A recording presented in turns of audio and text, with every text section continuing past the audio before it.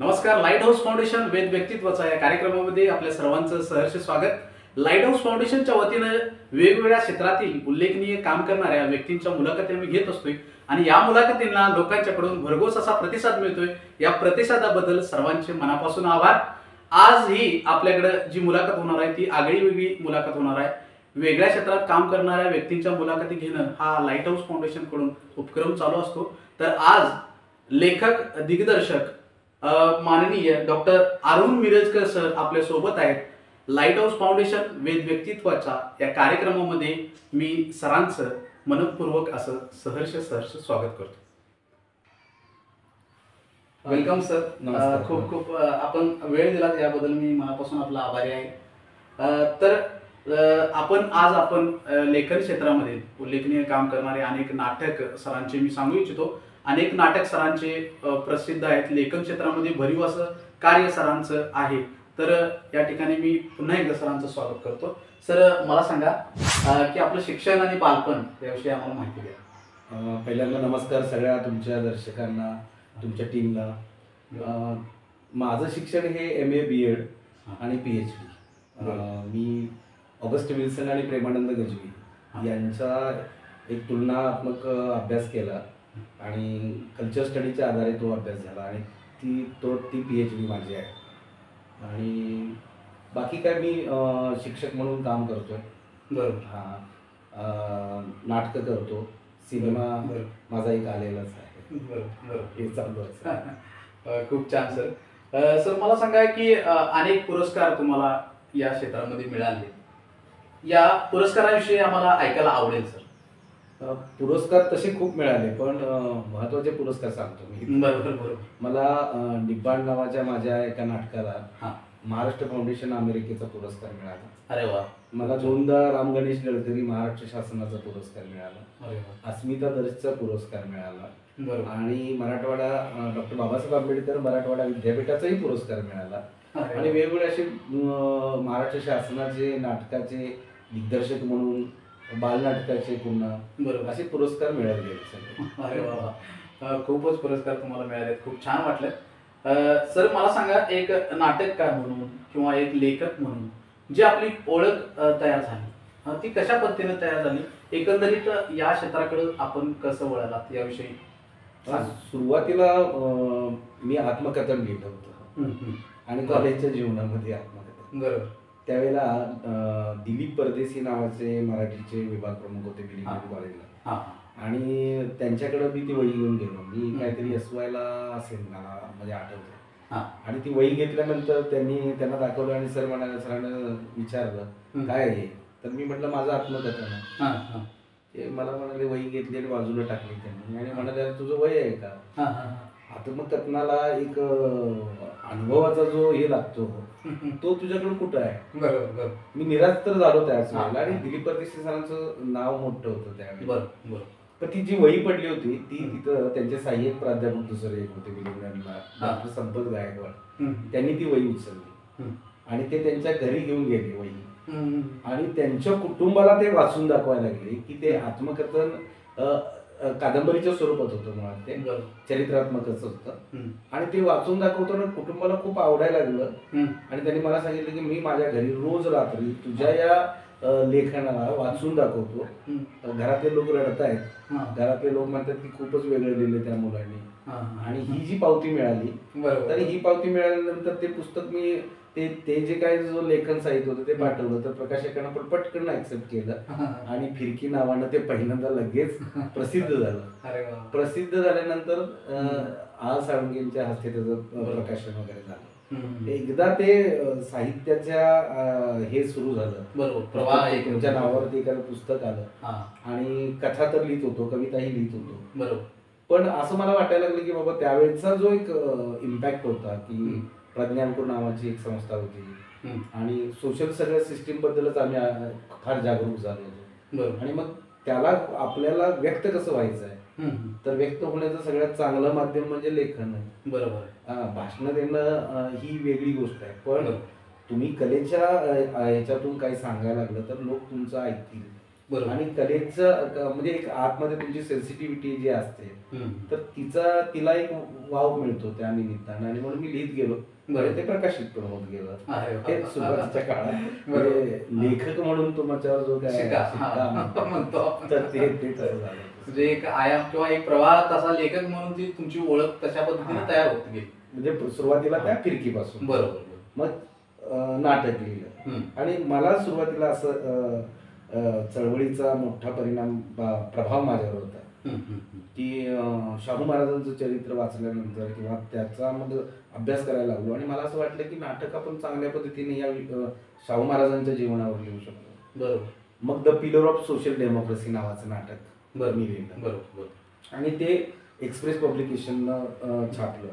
त्याचे प्रयोग झाले वेगवेगळ्या ठिकाणी, कोल्हापूर, सांगली, मिरज, जत अशा वेगवेगळ्या ठिकाणी. आणि शाहू महाराजांना नाटकाच्या स्वरूपातून मांडणं आणि त्याचे प्रयोग करणं, मला माहिती नाही ते पहिला का दुसरा, पण ठीक आहे माझ्याकडून ते कार्य झालं. आणि the pillar of social democracy, एक राजा लोकशाहीचा आधारस्तंभ, ही माझ्या डोक्यात होते की राजा आहे पण राजाची राजशाही नाहीये, ते लोकांच्यासाठी राबवणार आणि लोकशाही राबवणारा एक व्यक्तिमत्व आहे. आणि हा जे वनलाईन जी होती ती माझ्या मनात खूप हे झाली होती. आणि हे वाक्य जे होतं ते डॉक्टर बाबासाहेब आंबेडकरांच्या पत्रातलं होतं. त्यांनीच ते पत्र लिहिलं, you are the pillar of social democracy. आणि मग तेच टायटल ठेवून, असं लांब लचक टायटल जरी असलं तरी त्याचा वैचारिक संदर्भ फार मोठा होता. आणि म्हणून मला असं वाटलं की शाहू महाराजांची ही ओळख आहे, मग the pillar of social democracy. मग ते विद्यापीठाच्या SYBA कुठेतरी अभ्यासात लागलं पण. हा, नंतर मग निब्बाण नावाचं नाटक लिहिलं. म्हणजे असं चालू झालं पुढे. मग एक नाटक झालं, मग दुसरं नाटक लिहिलं, कथा लिहित होतो मधल्या काळामध्ये, कविता लिहित होतो थोड्याफार. साधारण एकंदरीत नाटक किती आपण लिहिले? 25. आता मला असं आकडा आता मी सांगतो तरी सुद्धा एक 25 भर नाटकं माझी सगळी झाले.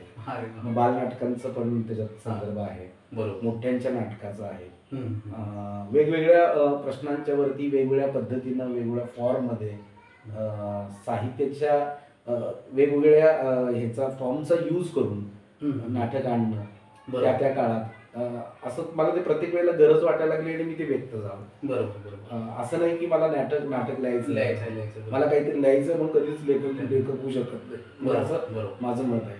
बरोबर आहे. तर ती गरज लागते, ती वेदना तुम्हाला लागते आतमध्ये, कुठेतरी ते वाटलं पाहिजे की आपल्याला व्यक्त व्हायचं, आणि ही गरज आहे या काळाची. तर ते त्या पद्धतीनं मग जसं मला शाहू महाराजांचं मी उदाहरण दिलं तसं कल्चरल लेवलवरती निब्बाण. बरोबर. तसा निब्बाण हा विषय आहे की तुम्हाला सरळ त्याचा जर अर्थ कोणी विचारला तर तुम्ही मोक्ष म्हणा, मुक्तता असं म्हणा पुन्हा. पण मोक्ष असा शब्दाचा अर्थ केला तर ते बुद्ध फिलॉसॉफीमध्ये नाही बसत. तुम्हाला जिवंत प्रश्नातून मोकळं होण्याचा, मुक्त होण्याचा जो मार्ग आहे तो म्हणजे निब्बाण आहे. आणि हे कोणी दिलं तर बुद्ध विचारानं, म्हणजे बुद्ध फिलॉसॉफीतून ते आलेलं आहे, तत्वज्ञानातून ते आलेलं आहे. मग मला असं वाटलं की हे सुद्धा एक नाटकाचा विषय आहे. नाटकाचे ठराविक विषय असायला पाहिजे, मनोरंजनच असायला पाहिजे, विनोदच असायला पाहिजे.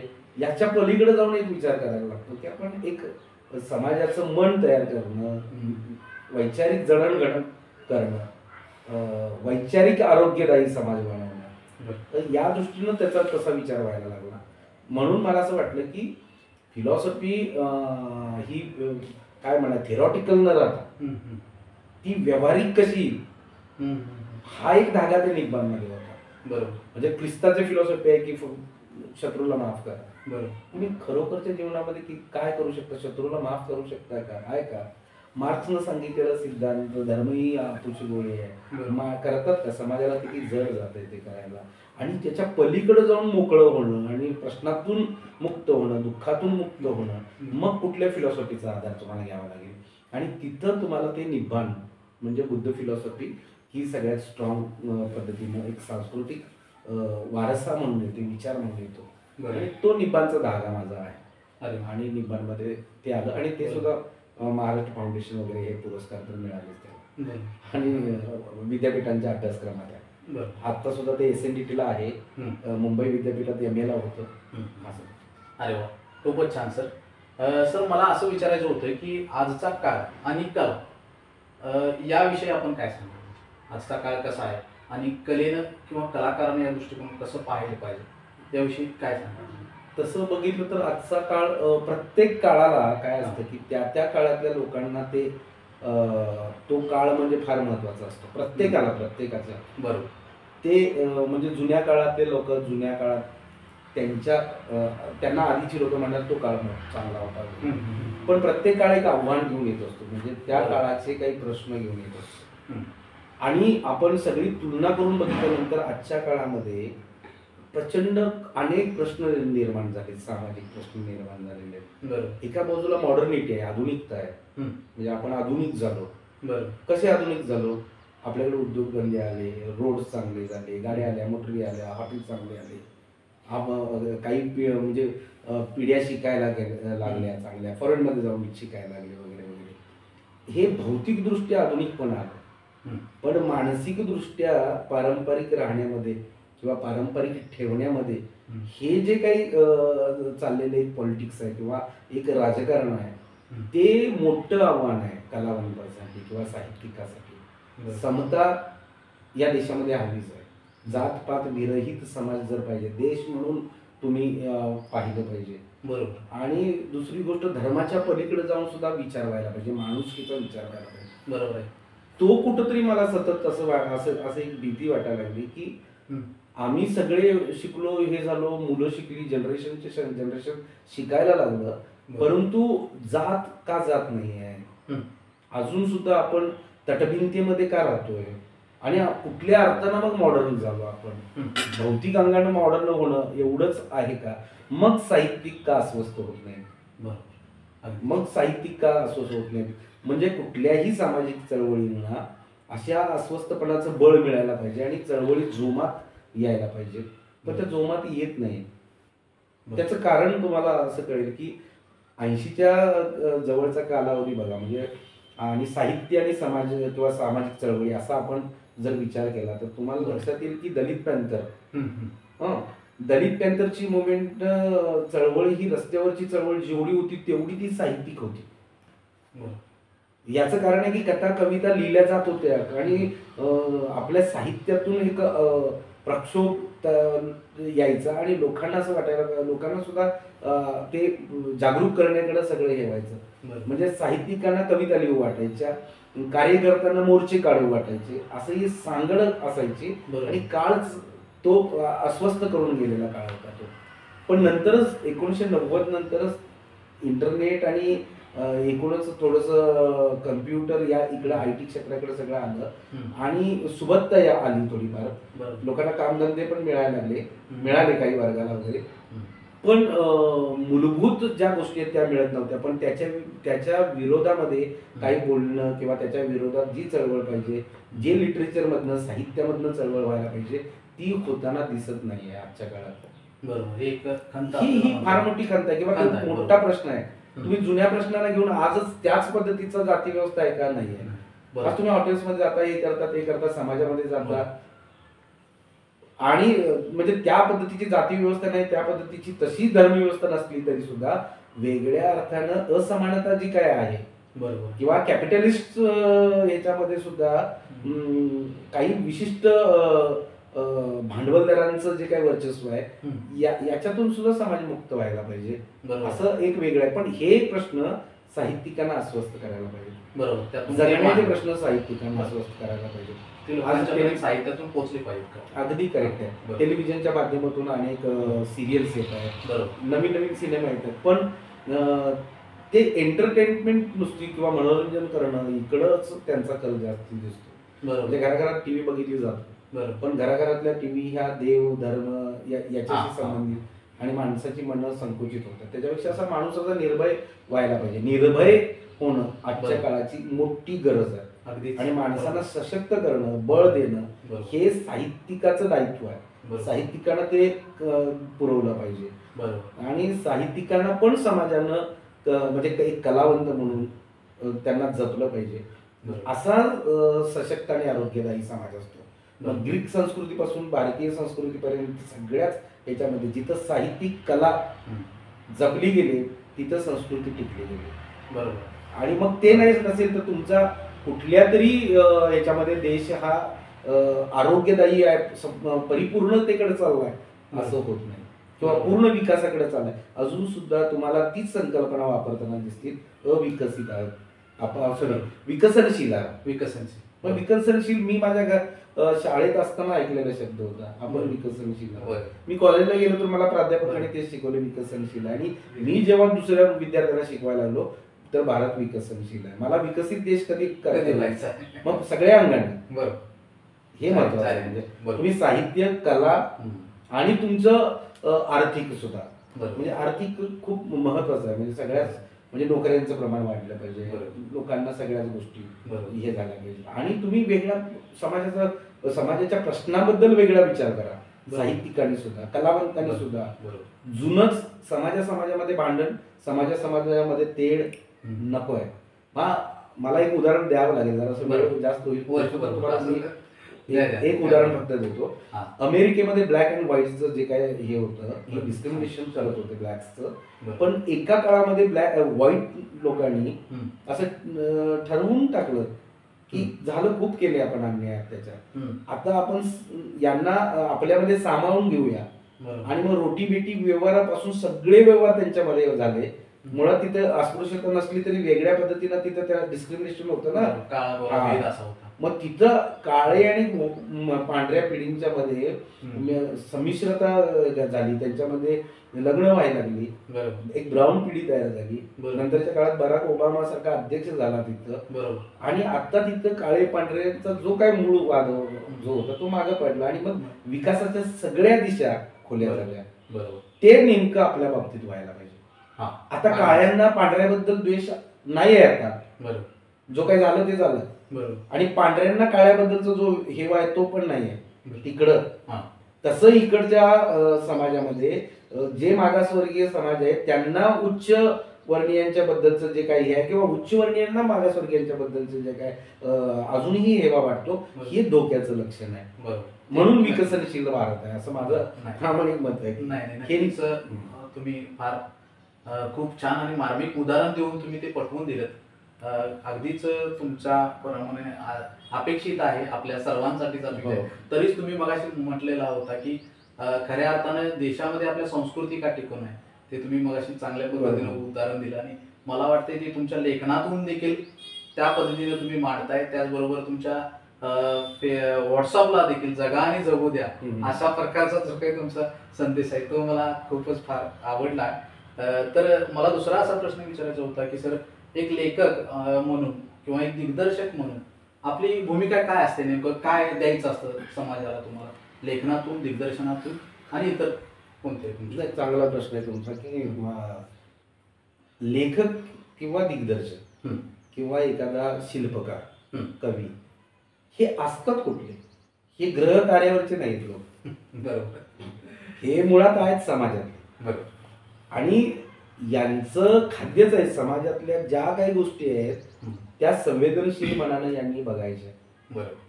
जे साध्या डोळ्यांना दिसत नसलं तरी सुद्धा लेखक, कवी आणि जे कलावंत लोकांनी बघितलं पाहिजे, ते प्रश्न बघितले पाहिजे, त्याच्यातले बारकावे बघितले पाहिजेत आणि त्यांना वाचा फुटणं किंवा ते एक्सप्रेस करणं. बरोबर. म्हणजे अस्वस्थ मनांना तुम्हाला रिकाम करावं लागेल. ते स्वतःसाठी सुद्धा आहे. म्हणजे रायटर, ॲज अ रायटर म्हणून जर मला तर मला मोकळं होणं तर आहेच आहे.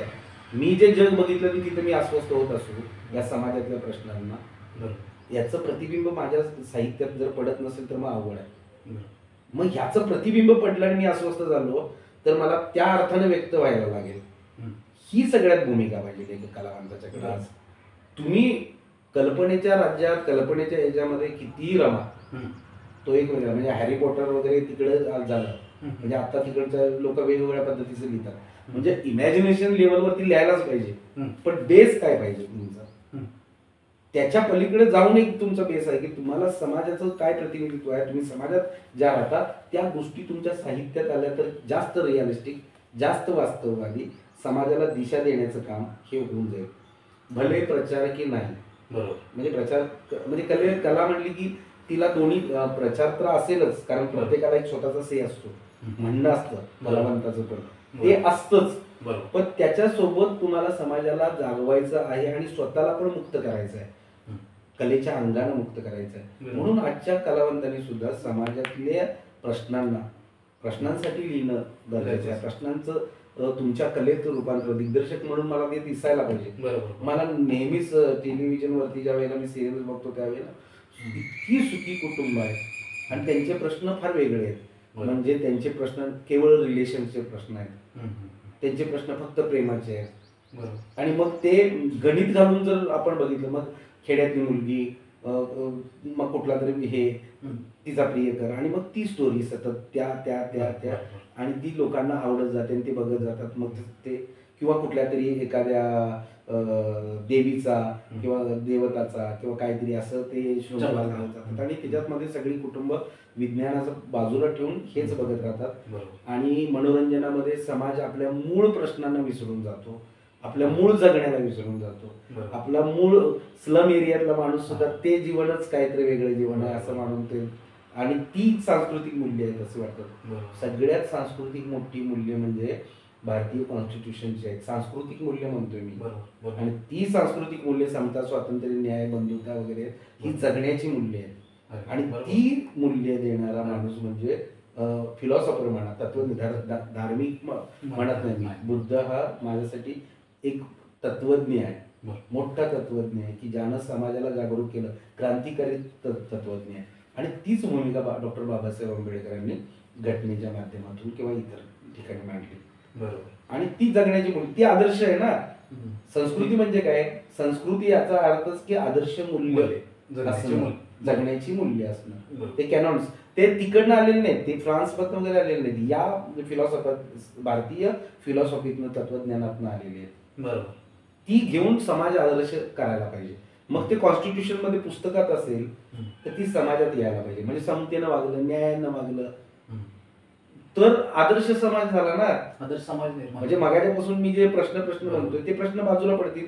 म्हणजे भांडवलदार आणि रोजगार कामगार हा प्रश्न राहणार नाही पुन्हा.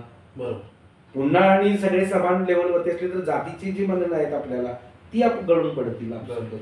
आणि सगळ्या सगळेजण एकमेकांसोबत, हा म्हणूनच जगा आणि जगू दे हेच आहे ना. तुम्ही दुसऱ्याला जगवा, जगू दे त्याला, आणि स्वतःही जगा, मगच प्रगती होईल. आणि समान पातळीवरती सर्व हे लिटरेचर मध्ये पाहिजे. म्हणजे स्पॉन्टेनियस वर्क म्हणजे ते जे आहे भावनेचा उत्कृष्ट आविष्कार वगैरे, तर भावनेचा बरोबर सामाजिक दुःखाचा सुद्धा एक वेगळा आविष्कार करावा लागेल मला, साहित्यिक म्हणून, कवी म्हणून. तर ते करायलाच पाहिजे. प्रत्येकानं हसवायला पाहिजे. हसवणं किंवा मनोरंजन वाईट पण नाही आहे, पण सगळ्यांनीच ते करायला पाहिजे असं नाही. आणि आपण आपले दृष्टिकोन पक्के करत गेले पाहिजेत काळाच्या ओघामध्ये, आणि चांगल्या पद्धतीनं लिटरेचर तयार झालं पाहिजे, कलाकार उभे राहिले पाहिजेत, चांगल्या नाटकं चांगली झाली पाहिजे, सिनेमा चांगले आले पाहिजे, असं माझं वैयक्तिक मत आहे या काळात. अगदीच बरोबर आहे. खूप छानच तुम्ही सांगितलं. तर मला असं विचारायचं होतं की आताच तुम्ही सांगितलं की the pillar of social drama कसे, आणि निब्बाण नावाची नाटकं तुमची प्रसिद्ध देखील झाली आणि त्या अभ्यासक्रमाला देखील आलेले. त्याचबरोबर मी ऐकलं होतं की घाट नावाचं जे काही तुमचं नाटक होतं ते राज्यनाट्य स्पर्धेमध्ये दुसऱ्या क्रमांकावर आलं. त्याविषयी थोडक्यात आम्हाला. मी जिथं काम करतो ती सांगली शिक्षण संस्था आहे, आणि त्या सांगली शिक्षण संस्थेच्याकडून आम्ही दरवर्षी नाटकं करत असतो. माझी नाटकं मुंबई पुण्याला झाली वेगळ्या पद्धतीने, वेगळ्या मंचावर झाली. म्हणजे मला निब्बाण हे नाटक माझं म्हणजे राजस्थानमध्ये झालेलं आहे, मैसूरला झालेलं आहे, दिल्लीला NSD मध्ये झालेलं आहे, अनेक राज्यांच्या मध्ये, गुजरातमध्ये झालेलं आहे. सगळ्या राज्याला फिरून आलेलं नाटक आहे निब्बाण. आता मुद्दा घाटचा तुम्ही जो विचारला तो त्या सांगली शिक्षण संस्थेकडनं मी ते करतो. राज्यनाट्याला दरवेळेला एक वेगळं नाटक करायचं असं ते शिक्षकांना घ्या, तिथे कोण असतील संस्थेचे कर्मचारी त्यांना घेऊन आम्ही ते करतो. तर यावेळेला घाट हे नाटक मी केलं. घाटचा विषय असा आहे की मृत्यू आणि जीवन यांच्यामध्ये एक संघर्ष आहे. मरण मागणारं एक तत्वज्ञान आहे आणि जगायला जीवन देणारं एक तत्वज्ञान आहे. आणि माणसाचं जीवन अतिशय सुंदर आहे, ते एकदाच मिळतंय, ते मौल्यवान आहे. त्याच्यासाठी माणसानं चांगलं जगलं पाहिजे. पुन्हा तोच वेगळ्या पद्धतीनं एक विषय त्याच्यातून मी मांडला संस्कृतीचा तत्वज्ञानाचा विषय आहे तो.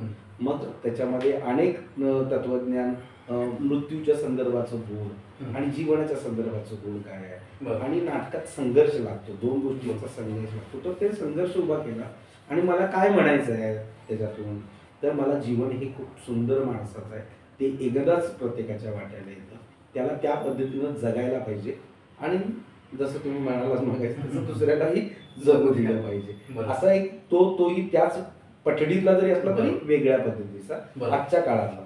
बरोबर. म्हणजे घाटावर संपूर्ण नाटक घडतं, मृत्यूचं जे स्मशानातलं घाट आहे तिथं घडतं.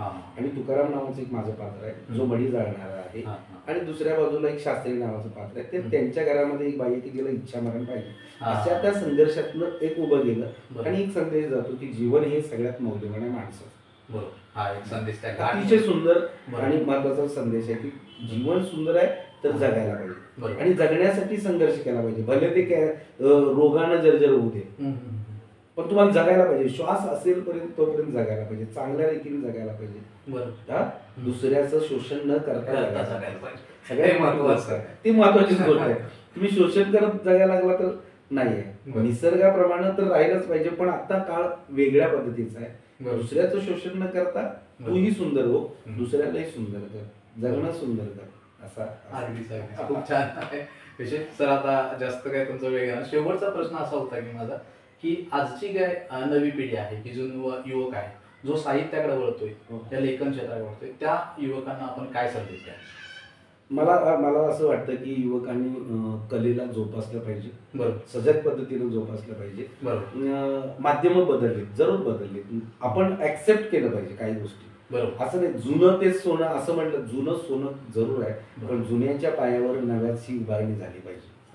बरोबर आहे. आमच्या काळात असं होतं आणि आताचं नाही बाबा, असं नाही. आजचं रॅप सुद्धा चांगला असू शकतो. बरोबर. म्हणजे एक आहे की जुन्याला चांगलं म्हणतात, नव्याला नाकारायचं नसतं. हे कलावंतांनी सुद्धा आजच्या पाळलं पाहिजे. म्हणजे तमाशा एक चांगला होता कारण त्या काळातली ती गरज होती. पण आजच्या काळामध्ये जवळजवळ आपण वेब सिरीज पर्यंत आलो.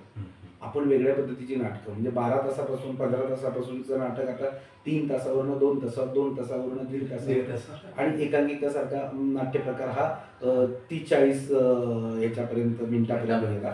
म्हणजे सगळे नवीन फॉर्म मध्ये नाटक बदललं, नवीन नाविन्याच्या शोधात राहिलं पाहिजे. काय नवीन आहे, कशा पद्धतीने मी अपडेट होईल, कलाकारांनी सुद्धा अपडेट झालं पाहिजे. असं आहे की तुम्ही एखादं साहित्य वाचलं, पुस्तक वाचलं, प्रभावित झाला आणि तसंच करतो. मी सिनेमा बघितला, सैराट बघितला आणि मला वाटलं अरे वा वा, मग माझं मी प्रभावित आहे, मी सैराट सारखं. मला पडलेला प्रश्न माझा यायला पाहिजे ना. म्हणजे कोसला वाचली तर कोसला आज आहे तशीच मला लिहावं वाटणार नाही. मला आजचं काय आहे वेगळं, मला बरुतो वाचलं, मी त्या काळात वाचलं, त्याच्यानंतर आज हा समाज कुठल्या लेवलवरती आहे, आजचे काय प्रश्न आहेत, हे नवीन लोकांनी, म्हणजे तुम्ही खास नवीन लोकांसाठी विचारला. तुम्ही वेब सिरीज करा, तुम्ही सिनेमा करा, तुम्ही वेगळ्या पद्धतीचं काही नाटक करा, मुद्दा तो नाही, तो अपडेट राहून नवीन पद्धतीनं विजन नवीन ठेवून लोकांनी लिहिलं पाहिजे. पण साहित्यिक चळवळ आणि कलावंताची चळवळ जिवंत राहिलीच पाहिजे आणि चांगल्या पद्धतीने राहिली पाहिजे.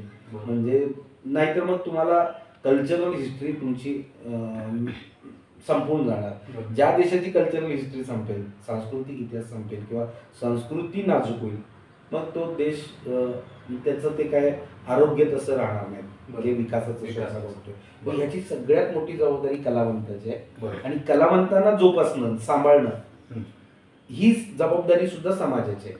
बरोबर.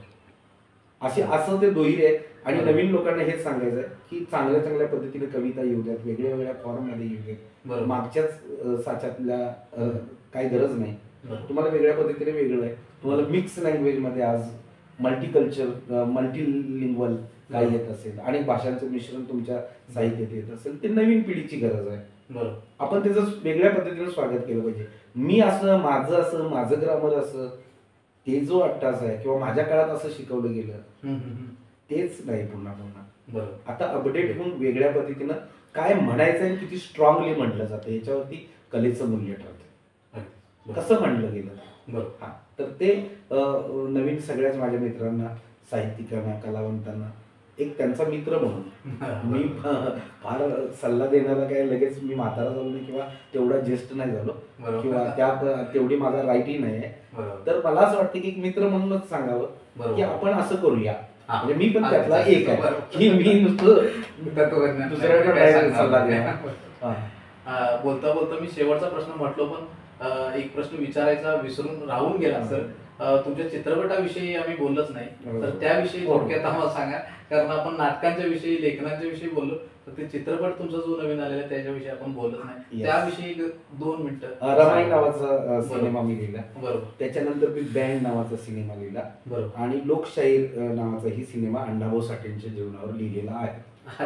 आता यातला रमाई जो सिनेमा होता तो तयार झाला आणि तो चांगल्या पद्धतीने महाराष्ट्रामध्ये दाखवला पण गेला. 1 आठवडा वगैरे तो होता. शेवटी त्याच्या पाठीमागे सगळं हे यायला लागतं, काय म्हणायचं त्याला, पैशाचं धोरण पाठीमागे. तर ते तसं तो सिनेमा आला आणि लोकांच्या पर्यंत 1 आठवडा पोहोचवला गेला. रमाईंचा जो त्याग आहे तो त्याच्यामध्ये महत्वाचा होता. आणि आजपर्यंत कसं आहे की नुसतं रमाई म्हणजे रडणारी स्त्री, बाबासाहेबांना नुसतं हे केलं, पण तिची एक स्वतंत्र भूमिका आहे आणि तिचा एक स्वतःचा एक विचार आहे जो बाबासाहेबांच्या प्रेरणेतून झालाय आणि तो अधिक चांगल्या पद्धतीने यायला पाहिजे. आणि तो एक प्रत्येकाचा एक थॉट असतो, तर तो रमाईचा म्हणून एक विचार जो बाबासाहेबांचा आहे किंवा बुद्धाचा आहे तोच, पण रमाईच्या अनुषंगानं काय कशा पद्धतीने येईल असा तो विचार मी त्या सिनेमामध्ये केला आणि तो लोकांना खूप चांगल्या पद्धतीने आवडला सुद्धा होता. आता बॅनर वगैरे फार मोठं नव्हतं त्यामुळे तो सिनेमा थोडासा हे झाल्यानंतर टीव्ही वाल्याने पण घेतला असं आहे. नंतर बँड नावाचा सिनेमा मी लिहिला आहे, त्याचा स्क्रिप्ट तयार आहे, तो पण अजून प्रतीक्षेत आहे. आणि अण्णाभाऊ साठेंचा जो सिनेमा तयार आहे माझा, त्याची आता चर्चा सुरू आहे. लवकरच मला असं वाटतं की तो आपण आम्ही ते सुरू करू ते शूटिंग बिटिंग. त्याच्यासाठीच काय आणखी काही गोष्टी त्या चालू आहेत, चर्चेच्या गोष्टी चालू आहेत. खूपच शुभेच्छा तुम्हाला सर. तर खूप छान पद्धतीने आपण मुलाखत दिली म्हणता येईल की माहिती दिली आम्हाला. तर लाईट हाऊस फाउंडेशन वेद व्यक्तित्वाच्या या माध्यमातून आज आपल्याकडं अरुण सरांनी अगदीच खूप छान माहिती दिलेली आहे. एक साहित्यिक कसा असतो, एक लेखक कसा असतो, नवा साहित्यिकांनी युवकांनी कोणत्या पद्धतीचं साहित्य लोकांच्या पर्यंत पोहोचवलं पाहिजे, ज्या आजच्या काळातल्या समस्या कोणत्या आहेत त्या समस्याला वाचा फोडण्याचं काम एक साहित्यिक करत असतो. तर अशा वेगवेगळ्या अँगलनी सरांनी आपल्याशी चर्चा केली, खूप छान पद्धतीने माहिती आमच्या श्रोत्यांच्या पर्यंत पोहोचवली. याबद्दल सरांचे मनापासून आभार मानतो आणि इथं थांबतो. धन्यवाद. धन्यवाद. तुमचे धन्यवाद देतो की तुम्ही माझी ही मुलाखत घेतली.